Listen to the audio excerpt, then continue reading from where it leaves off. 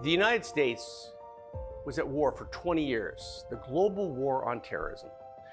And the two signature injuries that came out of that conflict were amputations and traumatic brain injuries. And while we really have learned a lot about amputations and really have progressed the science and the healing arts for treating people with amputations, how to treat traumatic brain injuries has remained somewhat of an enigma. You see, there's been a thought throughout most of modern history that a brain injury is permanent, that it doesn't respond to treatment, that the deficit you have will continue on and it won't get better. But we've learned recently how to stimulate healing. And what we found is the brain is really plastic. It is able to adapt. It is able to heal. And what we've done at Parker Performance Institute is to create a center, a unique center that has figured out how to help people heal. And what we've done here that's unique is we will provide a therapy that stimulates plasticity, stimulates healing. It opens the door for the brain to receive a change. So we'll do that therapy, we'll prime the brain, and it could be something like a transcranial magnet that stimulates plasticity in the brain, or a gyro stim, or exercise, or many things that we can do here that will stimulate that plasticity. And then they'll provide the treatment. It could be to help them with balance, motor control, rhythm, eye motions, whatever the deficit is, they'll treat them with that. Then afterwards, because it's so fatiguing, they'll bring them down into a relaxing therapy, something that will sedate them. And that could be massage, cryotherapy, some time in the magnosphere, various treatments that are sedating and relaxing. And typically we'll get 2 sessions a day at Parker Performance Institute to help treat these conditions. And we've been very successful with that.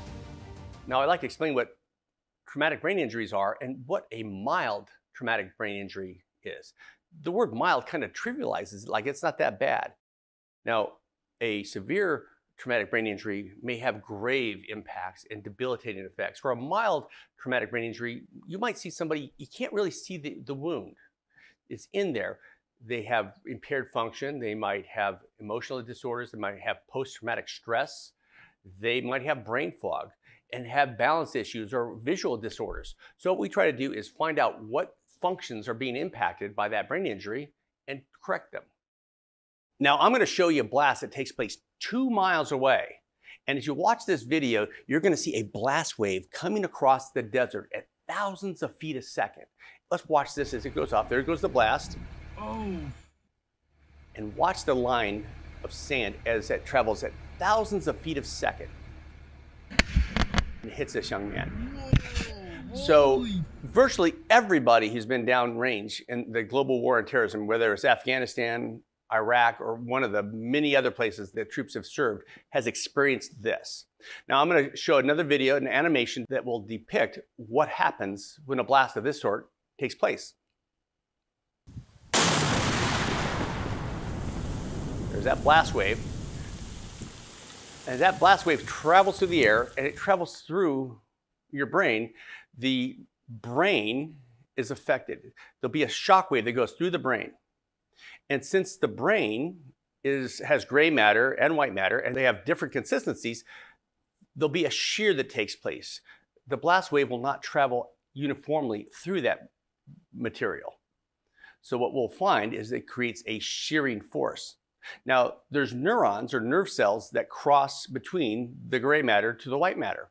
There's something called axons, and axons part of the nerve, and a shearing force takes place. And what will happen with shear of the axons is tearing of the axons, which will result in cell death and inflammation. If enough of it happens, they might have permanent brain impairment. But mostly what we see is people have a mild amount of this. It'll affect their mentation, but not severely. They still can function at a pretty high level. Now, we saw what happens when there's a blast that happens downrange. Let's look at what happens when a blast for the person who's shooting the artillery. In this case, a small piece of artillery called a mortar. If you look at the massive amount of overpressure that takes place from the person actually shooting it, you realize that the injury happens not just to the people who are shot at, but the people who are doing the shooting. And wearing of a helmet magnifies the effect of that blast. And many of our servicemen and women have been exposed to this type of injury, whether they're near an explosion, far away from an explosion or using breaching charges to enter buildings. Now, I'm going to show you a video depiction of advanced imagery that we used when I worked at Walter Reed. This is what normal nerve function may look like on this advanced imagery. This is what somebody with broken connections or axonal injury might look like with this advanced imagery. So the one on the left is normal, the one on the right shows brokenness. Parker Performance Institute, we're here for our veterans, we're here for first responders, for operators, we have contractors, we have active duty military. We're also here for senior executives who might be late in their career and they're worried about a cognitive decline, who want to come for a tune-up to make sure they maintain high levels of cognition. Parker Performance Institute, it's here for our veterans, it's here for our first responders, and it's here for you.